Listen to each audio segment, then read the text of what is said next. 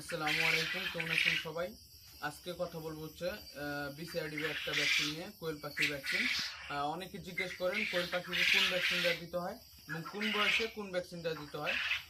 এটা হচ্ছে বিসিআরডিবি একটা ভ্যাকসিন, এটা হচ্ছে ছোট বাচ্চার ভ্যাকসিন। এই ভ্যাকসিনটা হচ্ছে আপনার এই কোয়েল পাখির 0 থেকে 45 দিন এবং 2 মাস করে এই ভ্যাকসিনটা দিতে হয়। এটা হচ্ছে 300 পাখির একটা ভ্যাকসিন। এই ডোজটা আজকে আমরা আমাদের পাখিকে করব। দুই পদ্ধতি দেওয়া যায়, একটা হচ্ছে আপনার কেউ চোখে দেয়, আবার কেউ হচ্ছে পানির সাথে ভ্যাকসিনটা খাওয়ায়। আজকে হচ্ছে আমরা এই ভ্যাকসিনটা হচ্ছে পানির সাথে খাওয়াবো। যদি পাখিকে পানির সাথে ভ্যাকসিন খাওয়ান তাহলে পানির পরিমাপ থাকবে 2-3 ঘন্টায় যতটুকু পানি খায় আর কি, ততটুকু পানি দিবেন।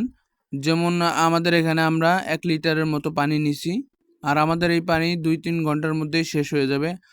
আর পাখিকে ভ্যাকসিন দেওয়ার 2-3 ঘন্টা আগ থেকে পানি উঠিয়ে রাখবেন এবং কি এর মাঝখানে আদারও দিবেন না। যদি এর মাঝখানে আদার দেন তাহলে পাখি গলায় আদার আটকে পাখি মারা যেতে পারে।